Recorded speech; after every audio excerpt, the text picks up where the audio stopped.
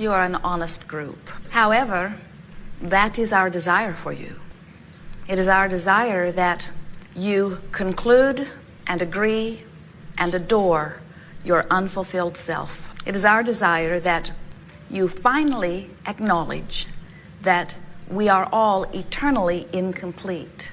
And that is why we are eternal. Because if we ever get it done, and we won't, we would really be dead. But since we are eternal beings, always exploring the variety for the conclusion of the new preference, and since source energy hears our preference and understands it as summoning desire and answers it, then we continue, all of us, you in your physical format, we in our non-physical format, we all continue to expand, to become more. Everything that we just said is essential to your joyous physical experience because you are out here literally on the leading edge of that expansion. You have come forth as source energy, focused into your specific personality to explore this unique contrast in order to specifically conclude your moment-to-moment preference. And whether you speak it or not, when you prefer and you can't help but do that, you ask, which is what step one of the creative process is. Source hears your request and answers immediately, fully, fantastically, perfectly. Step two. What we are here to talk about eternally with you is step three, which is once you have identified something that you desire, you must be a vibrational match to it or you don't let it in. When you are matching it, you are in what we call the receiving mode or the allowing mode. When you are not matching it, you are in the resistant mode or the not allowing mode or the not receiving mode. And the emotions that you feel let you know which you are doing and to what degree. So as you are poised here in this fantastic leading edge environment, you said, I will be aware of the way I feel, for that is my conscious connection to who I really am. You understood that you were coming forth into a leading edge environment, and you knew that in every leading edge environment, there is enough variety that you have to pay attention to what you're doing with your focus. If you are focused in vibrational harmony with all that is good, you feel your connection to your source because your source is all that you consider to be good. But if you choose a thought and you make it your thought of the moment for as long as 17 seconds, then you activate within yourself a signal that matches or doesn't match that source signal. This is not so different from the radio tower and the radio receiver. So as you are a vibrational match to who you really are, you feel your connection, and that connection to who you really are feels glorious. It feels like joy. It feels like love. It feels like vitality. It feels like enthusiasm. It feels like eagerness. It feels good. It feels so good when you allow yourself to be aligned to your source. But if you choose a thought and maintain it for as little as 17 seconds and set up a vibration within you that is not a match to that, then you would feel things like fear or things like anger or blame or hatred or frustration. You would feel those emotions, and really, in fairness, we must say to you, there are only two emotions, and one feels good and one feels bad. But you have come to give them all kinds of different labels because they apply in different ways in your experience. Sometimes we tease and we say, which feels better, blame or guilt? And you know, as humans, you can answer that. In other words, most of you really prefer blame to guilt. And we acknowledge those are rotten choices that we have given you because they are equally not allowing who you really are in the moment. The way you are thinking right now has to do with what you are giving your attention to. It's true.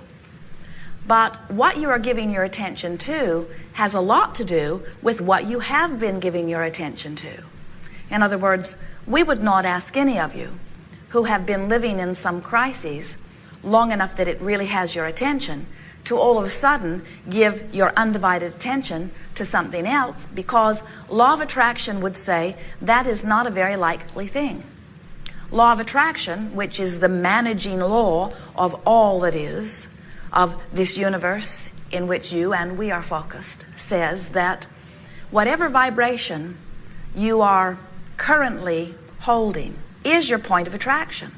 So that means thoughts that occur to you match where you are. Experiences that happen to you match where you are. In other words, your life reflects your vibrational countenance. So why would Abraham or anyone come forth and teach deliberate creation and try to encourage you to think more pleasant thoughts if the thought that you're probably going to think is pretty much about the same as the thought that you've been thinking? The reason we do it is because we know you can choose your vibrational countenance. We also know most of you have not known that you could and have not been doing it. And so things not necessarily of your first choice are dominating your vibration. But even with all of that, we notice that what dominates your vibration the most of the time is a rather good vibration. Look at the way you live. Your expectation for living well is very, very high. Look at your standard of living. Look at the way you live. Look at the way you move about. Look at the efficiency of your environment. You are doing extremely well. But you are, here in this room, leading edge creators. Jerry and Esther's sound engineer calls it the bleeding edge from time to time. You are leading edge creators. And what that means is you are exposing yourself to variety that could inspire you to more connection, might inspire you to less connection, but you are on that definitive edge, and that's what makes you creators. That's what makes you deliberate creators. You didn't come forth as extensions of Source just to be that which you have come to be. You came forth as extensions of Source to identify beyond and to take thought beyond that which it has been before, to be a catalyst to the expansion of the universe. Because you knew that the variety that you were participating in would give birth within you to yet another new idea, preference, desire. Call it anything you want. Don't call it anything. You don't even have to speak it, because you are not being answered by your word. You are being answered by your vibration. So as you offer this vibration of desire, Source hears it and answers it. And in the answering of your desire, there is an expanding universe. So feel the power and the perfection and the value of your preference. And understand that you cannot stop preferring. You cannot stop observing. You cannot stop concluding. You cannot stop summoning. You are summoning beings. You were born to be that. The question that we have for you is that as you are summoning by the variety that is inspiring you to the new preference, how often are you a match to what you yourself are summoning? That's the big question. Are you vibrationally allowing what you're asking for? The answer is evident. If it's coming to you quickly, if you think of something that you want and enjoy the idea of it, and then it flows into your experience, then we would say, yes, you have learned the art of allowing. You've learned to identify desire, achieve vibrational harmony with it, and allow it into your experience. That's just what you planned. But if you have desires that you have been wanting for a long time that you just can't seem to manage to bring into your experience, or if there's something that seems stuck to you that you'd like to get rid of that you cannot seem to release from your experience, then you are not a vibrational match to your desire. You are instead a vibrational match to where you are. So we have a fun question for you that sort of gets things going and shakes you up a little bit in terms of being willing to reach for some new ways of doing things. We would like to ask you, of these two choices that we will give you, which would you prefer? Do you prefer truth or untruth? Good answer. Of these two choices that we are offering you, which do you prefer? Something that feels good or something that feels bad? Another good answer.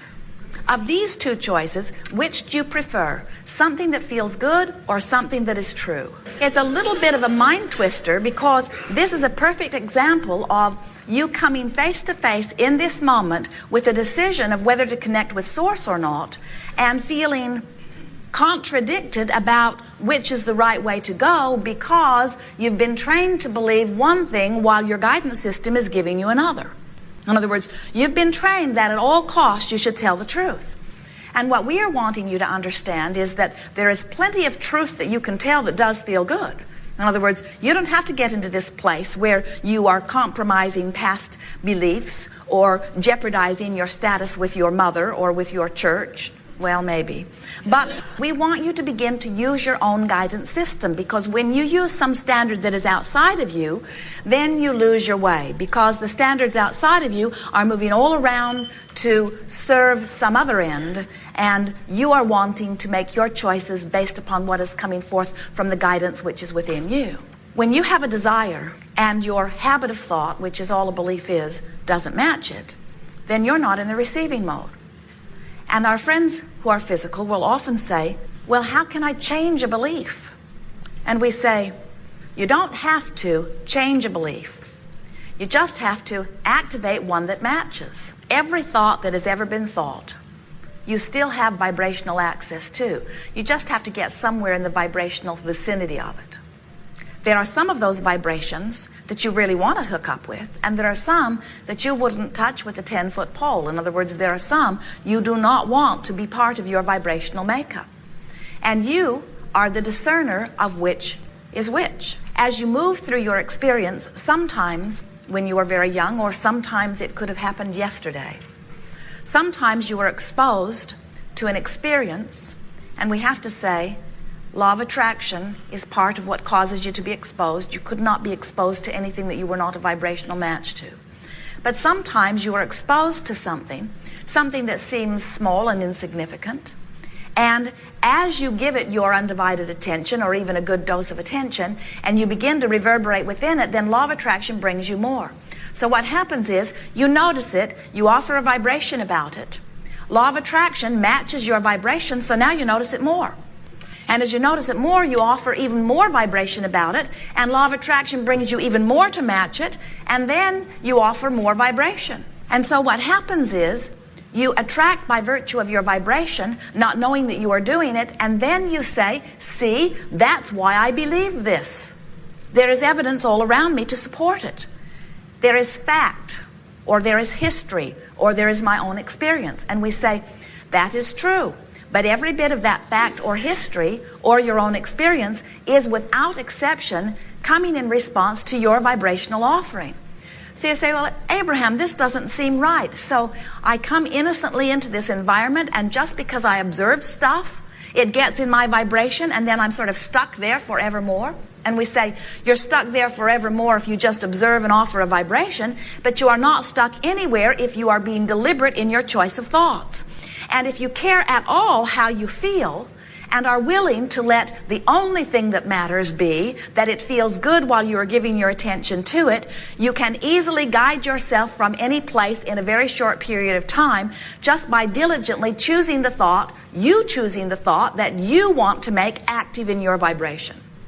Now, why would you want to choose? Well, because it's your life. It's your connection. It's your moment. It's your moment of feeling good or bad. It's your moment of attraction. Your future experience is based upon it. In other words, everything that you are depends upon your allowing of your connection to source or your disallowing of connection to source. Everything that you are living, your vitality, your clarity, your health, your abundance, your relationships, your environment, everything about your life is about the way you manage this juncture between your source, you, and the physically conscious, physically focused, human, powerful creator, you.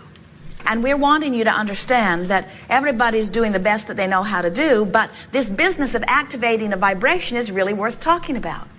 What do we mean by that? Let's talk about something like dollars. When you think about dollars in your experience, does the subject of dollars feel to you like fun and freedom and expansion? Or does the subject of dollars feel to you like hard work and struggle and uncertainty?